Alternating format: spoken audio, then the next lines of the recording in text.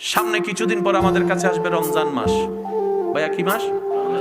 এর আগের মাসের নাম হচ্ছে শাবান। শাবানের আগের মাস হচ্ছে এখন যেটা চলছে রজব। রজব হচ্ছে আল্লাহর মাস।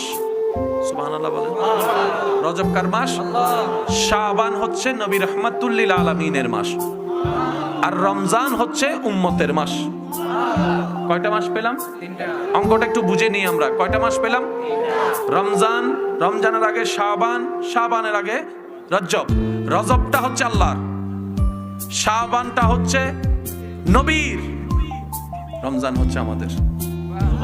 এবার আপনি মাসটা খেয়াল করেন, একদিকে উম্মত, একদিকে আল্লাহ, মাঝখানে নবী রহমতুল্লিল। এই রজব হচ্ছে আল্লাহর এমন প্রিয় মাস, যে মাসে আল্লাহ তাআলা বান্দাকে এমন ভাবে উপযুক্ত ভাবে তৈরি করে বান্দা যেন রমজানের নিয়ামত নিতে পারে। সুবহানাল্লাহ। তো রমজানের মধ্যে রহমত আছে না নাই? মাগফিরাত আছে না নাই? নাজাত আছে না নাই?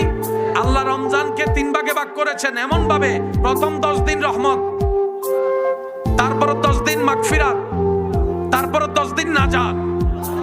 আল্লাহ পাক বলে প্রথম 10 দিন আমার রহমতে ভরপুর হও, দ্বিতীয় 10 দিনে তোমার গুনার জন্য আমার কাছে ক্ষমা চাও, তো রহমতও হয়ে গেল, ক্ষমাও হয়ে গেল, আর তো টেনশন নাই। পরের 10 দিন তোমাকে আমি আল্লাহ নাজাত করে দিলাম, মুক্তি করে দিলাম। সুবহান।